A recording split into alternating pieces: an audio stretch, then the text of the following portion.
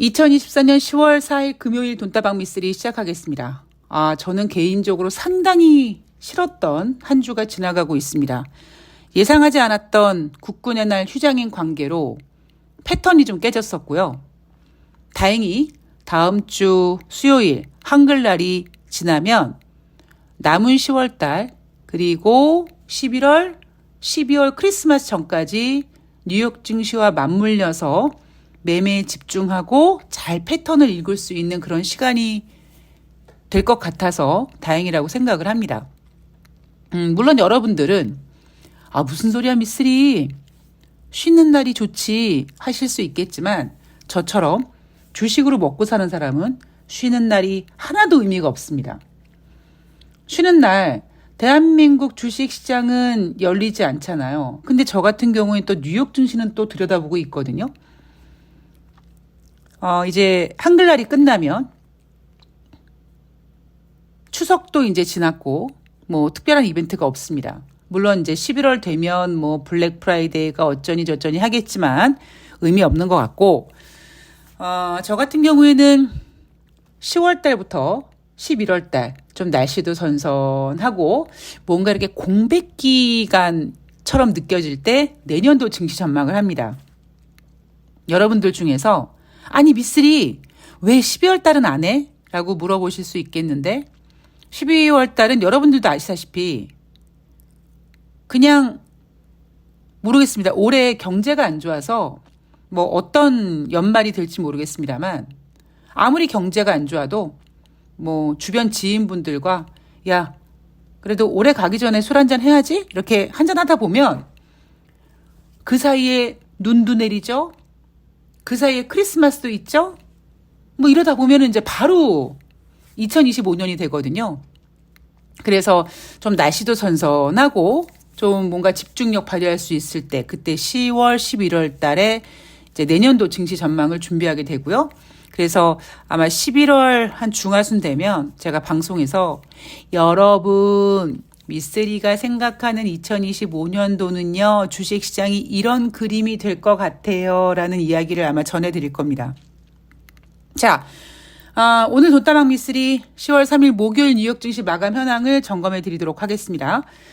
자, 뉴욕 증시 3대 지수 소폭 하락 마감했습니다. 다우지수가 0.44, S&P 500이 0.17, 나스닥이 0.04% 하락했고요. 이스라엘이 이란의 석유 시설을 타격할지도 몰라라는 불안감에 국제 유가가 상승했고요. 국제 유가 상승은 인플레이션을 잡아놓고 금리를 50bp 인하한 미국 입장에서는 다시 인플레이션을 자극시키지 않을까라는 불편함을 가지게 된 거죠. 그래서 이날 뉴욕 증시는 소폭 하락했다. 자, 이날 발표된 경제 지표는요. ISM에서 발표하는 9월달 서비스업 PMI 지표인데요. 8월달은 51.5였습니다. 그런데 9월달 서비스업 PMI 지표는 54.9로 상승했습니다. 2023년 2월 이후 최고치인데, 자, PMI 지표는 제조 PMI 지표가 있고 서비스업 PMI 지표가 있는데 서비스업 PMI 지표가 제조 PMI 지표보다 높게 나오는 경향이 있고 이 흐름은 지금까지 크게 바뀌지 않았습니다. 지난 10월 1일 발표했던 ISM, 그다음에 S&P 글로벌 제조 PMI 지표는 모두 50 이하, 그러니까 경기 위축 국면을 유지했지만 서비스업 PMI 지표는 50 이상을 유지했고 지금 경제 지표가 굉장히 헷갈리게 나온다고 말씀드렸습니다. 이거는 좀 잘 나오겠지 하는 건 오히려 못 나오고 저거는 또 못 나오겠지 하면 좀 잘 나오는 게 있고요. 특히 제가 어제도 말씀드렸지만 고용지표 가지고 장난할 가능성이 있습니다. 어떻게 장난을 해? 올해 4월달, 5월달처럼 매월 초에 발표하는 비농업자 고용자 지수를 뭐 19만 명, 20만 명, 21만 명이라고 발표해 놓고는 시장 예상치에 포함했다. 미국 고용 좋다. 이렇게 떡하니 시장을 안정시켜 놓고는 두어 달 뒤, 아이고, 다시 계산기를 두들겨 봤더니 기존에 발표했던 것보다 5만 건씩 더 많이 발표했었네. 라고 하향 조정하는 거죠. 이게 뭐가 문제가 있냐면, 제가 다시 한번 설명해 드리지만, 여러분 생각해 보십시오. 만약에요, 10월 5일날 발표되는, 그러니까 10월 4일이죠. 10월 4일 금요일 뉴욕 증시에서 발표하는 비농업자 고용자 지수를 예를 들면 지금 시장 예상치를 한 14만 명 정도 잡고 있거든요. 그러면 만약에 오늘 밤에 노동부에서 발표하는 비농업자 고용자 지수가 14만 명입니다. 라고 얘기하면 예상치에 부합했고 전월 대비 좋았고 이러면서 미국 고용 안정적이네. 미국은 다른 경제 지표도 중요하지만 고용 지표가 너무 중요하다 보니까 이렇게 고용 지표가 예상치 정도만 나와도 괜찮은 거야 라고 분명히 주식시장은 해석하려고 할 겁니다. 그런데 만약에요. 올해 연말에 다시 계산기를 두들겨 봤더니 10월 초에 발표했던 9월달 비농업자 고용자 지수 있잖아. 그거 14만 명 아니고 5만 명 감소해서 한 9만 명 정도밖에 안 돼. 이렇게 됐다고 생각해 보십시오. 굉장히 큰 차이가 있는 거예요. 그러니까 19만 명 정도 됐다고 발표를 했다가 갑자기 5만 건을 빼버린다는 거는 굉장히 큰 수정을 한 겁니다. 그래서 어제 발표한 ADP 민간고용 지표도 8월 달에는 9만 9천밖에 안 됐다. 이번에는 시장 예상이 12만 4천 명이었는데 14만 3천 명 증가했다라고 하면서 뭔가 미국 경제가 좀 나쁘지 않은 것처럼 느끼게 하잖아요. 오늘 밤에 발표되는 9월달 비농업자 고용지표도 전 그렇지 않을까 생각을 합니다. 즉 제가 여러분들께 드리고 싶은 이야기는 지금 발표되는 고용지표를 비롯한 경제지표가 굉장히 혼란스럽습니다. 그래서 저는 11월달 금리 인하에 대한 이야기를 아끼고 있는 거죠. 자, 그리고 목요일이었으니까 주간 신규 실업상 청구 건수 전주 대비 6천 명 증가해서 22만 5천 명이라고 하고요. 시장 예상치는 22만 1천 명이었는데 시장 예상치보다 한 4천 명 정도 더 나왔는데 의미 없습니다. 매주 목요일마다 발표되는 주간 신규 실업상 청구 건수 기준선이 얼마다? 30만 건입니다. 그러니까 30만 건 아래에서는 이 경제지표는 의미가 없어요. 물론 과정에 얼만큼 가파르게 증가하냐 정도는 중요하지만 이 경제지표는 지금 주식시장의 중요한 경제지표가 아닙니다. 그런데 재미있는 사실은 8월 초에 경기 침체로 뉴욕 증시가 크게 하락했을 때 그 뉴욕 증시를 안정시켰던 경제지표가 뭐였습니까? 바로 이 주간 신규 실업상 청구 건수였습니다. 전주 대비 17,000명 감소해서 얼마였다. 봐라, 전주 대비 이렇게 감소했지 미국 경제 침체 아니야. 이렇게 했던 거죠. 그런데 결국 그것도 9월 초에 또다시 부진한 고용지표 보고 경기 침체 이야기가 또 나왔었고요. 그때 경기 침체 이야기는 용도가 뭐였다? 9월달 50bp 금리 인하를 하기 위함이었다. 이제 좀 정리가 되실 거라고 생각을 합니다. 자, 챌린저 그레인 크리스마스 감원 보고서를 보면은요. 9월달 감원 계획에 따른 해고 대상자 수 전월 대비 4% 감소했다고 합니다. 자, 지금 경제 지표는 어떻게 나온다? 굉장히 혼란스럽게 나옵니다. 사실 저는요. 어차피 제가 9월 달부터 10월 달 경제 지표를 굉장히 잘 들여다봐야지만 11월 달 금리 결정에 대한 힌트를 얻을 수 있다. 그래서 뭐라고 선뜻 얘기할 수 없다. 그만큼 혼란스럽게 나올 것이다 라고 이미 예상을 하고 있다 보니까 그냥 그러려니 하고 넘어갑니다. 근데 뉴욕 증시는요, 저처럼 주식시장을 보지 않고 경제지표가 조금 잘 나오면 미국 경제지표 아니야, 아니, 경기 침체 아니야 라고 얘기하고요. 조금 부진하게 나오면 아이고 경기 침체야 막 이렇게 나옵니다. 그 전문가들의 어설픈 해석, 그 헷갈리는 경제지표를 좀 관심을 달리 두게 하기 위해서 이스라엘과 이란의 이슈를 부각시킨 게 아닐까. 더불어 바닥을 치고 있다라고 표현하기 좀 애매하지만 감산을 유지하고 있는 산유국 입장에서 국제유가 하락은 불만스러웠는데 이번에 이란과 이스라엘 덕분에 국제유가가 상승했고 산유국들이 어느 정도 좀 안도감을 느낄 수 있었던 이슈가 된 거죠. 자, 금리 결정에 대한 이야기를 하자면 시카고 연방은행 총재는 이런 얘기를 했습니다. 소매업계와 제조업계가 약 2주분의 제품을 비축해두고 있다. 미국 동해안 항만 파업이 더 길어지면 경제가 더 큰 영향을 받을 수 있다. 자, 이 발언 의미 없는 발언이 됐습니다.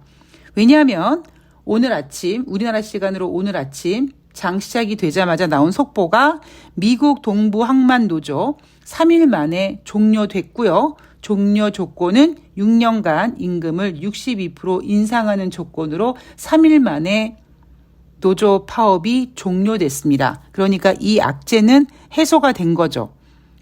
이 악재는 사실 길게 갈 건 아니었습니다. 왜냐하면 다음 달 11월 5일 날 미국의 대선이 있기 때문에 조 바이든 행정부는 이 문제를 빨리 해결하려고 했겠죠. 그래서 이 문제가 좀 빨리 타결을 볼 가능성이 높았고 지금 또 이슈가 되는 가장 큰 이슈가 이거죠.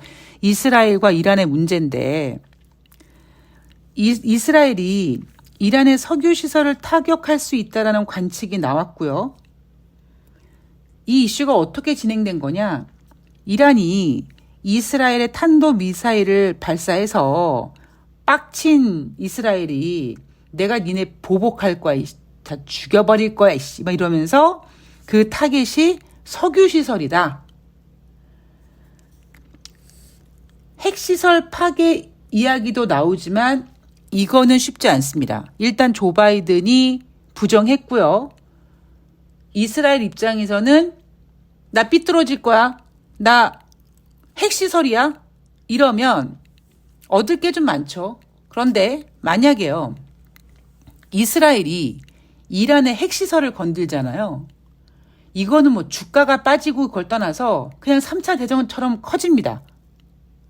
그래서 이스라엘이 이란의 핵시설은 건들지 못할 거예요. 근데 제가 이 이슈가 나올 때 이런 얘기 해드렸잖아요. 그렇지 않아도 제가 국제유가 이야기를 하면서 며칠 전에 제가 관심 갖게 됐던 뉴스가 하나 뭐였냐면 바로 미국의 허리케인이었습니다. 허리케인 이슈를 부각시키는 거 보니까 국제유가 가격 올리려나 보다. 근데 그 이슈보다 어찌 보면 중동의 지정학적 리스크, 그것만큼 확실한 공급 차질 우려를 발생시킬 이슈는 없거든요.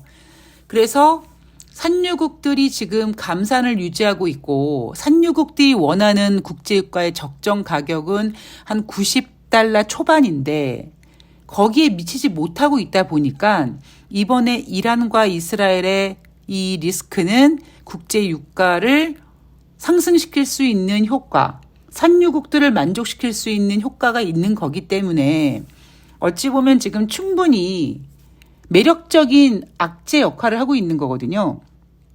그런데 그럼 앞으로 어떻게 될 것이냐? 제가 잠시 전에 그런 말씀 드렸죠. 만약에 이스라엘이 이란의 핵시설을 건드리면 이건 판이 굉장히 커지는 겁니다. 그렇다면 결국 그냥 떠들기만 하는 거예요. 마치 전쟁에서 니네가 마시는 물에 독 탄다? 라고 얘기하면 내가 마시는 물에 독이 타 있는지 안 타 있는지 모르니까 독이 안 탄 물임에도 불구하고 탔을 것 같은 불안함에 물을 마시지 못하고 갈증나 죽는 것처럼 지금 이스라엘이 이란의 석유시설을 공격할지도 몰라. 이 이슈 하나가 국제유가를 들썩들썩하게 하고 있는 거죠. 왜 들썩들썩하게 하냐면 여러분 생각해 보십시오. 지금요. 석유시설 공격했습니까? 안 했습니까? 안 했어요. 안 했는데 사람은요. 상상의 나래를 핀단 말이에요. 마치 모처럼 작년 11월 달에 연준의 금리 점도표를 봤더니 2024년 연말에 미국의 기준금리는 2023년 연말의 기준금리보다 75bp 아래더라 라는 점도표 하나 확인하고 투자자들은 어머 2024년도 연준이 금리 인하 하겠네. 어머 몇 번 할까? 어머 6번 7번까지 하지 않을까? 이렇게 상상의 나래. 저는 그거를 상상임신이라고 표현을 했는데 그렇게 상상의 나래를 피는 것처럼 마찬가지로 아직 이스라엘이 이란의 석유시설을 공격한 게 아닙니다. 그런데 공격할지도 몰라. 나 삐뚤어질 거야. 나 공격한다. 라는 거 한마디로 국제유가가 들썩이고 있는데 그 이유는 진짜 이스라엘이 이란의 석유시설을 타격하는 일이 현실화된다면 호르무즈 해협의 공급 차질 우려가 시작되고 공급 차질 우려가 시작되면 어떤 일이 벌어진다? 국제유가가 $200까지 갈 수 있다라는 지금 우리가 아직까지 겪지 않았던 어떤 시나리오를 가지고 국제유가가 올라가고 있는 겁니다. 주식은요. 미래 이슈를 땡겨 쓴다고 말씀드렸잖아요. 국제유가도 마찬가지입니다.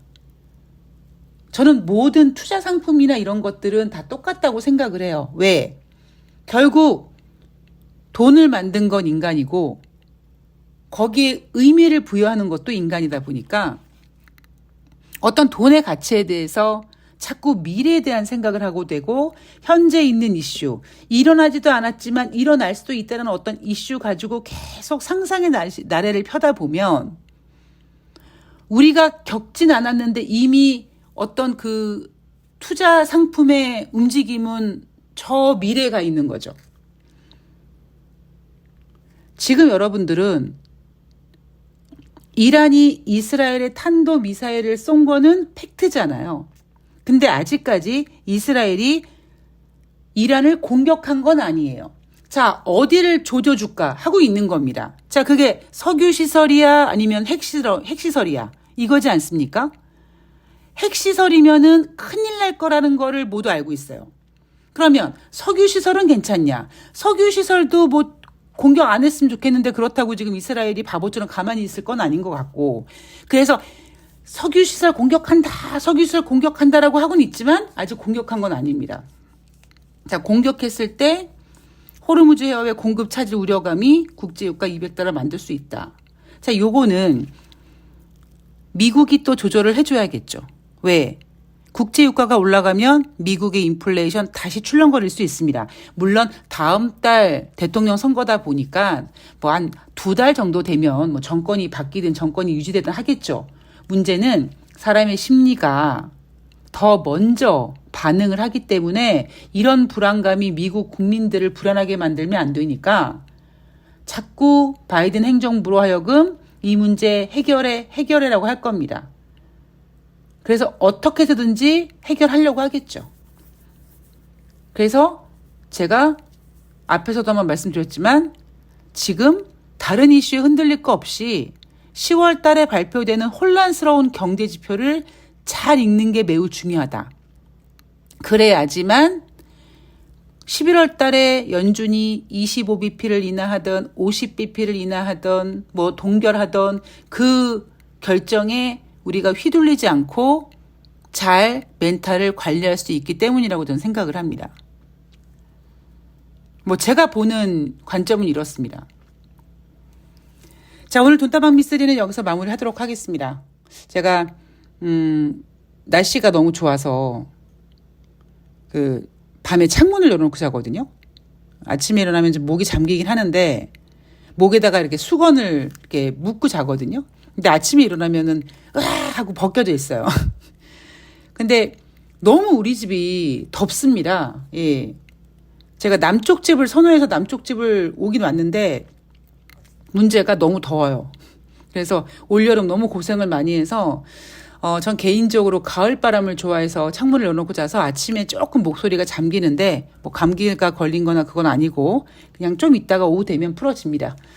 자, 오늘 돈다방 미스리 여기서 마감하고요. 저는 내일 10월 5일 토요일 과연 미국의 9월달 고용지표, 비농업자 고용자 지수 어떻게 장난질을 할지 잘 챙겨서 여러분들에게 전해드리도록 하겠습니다. 자, 여러분들도 환절기에 감기 조심하시고요. 저는 내일 방송에서 뵙도록 하겠습니다. 고맙습니다.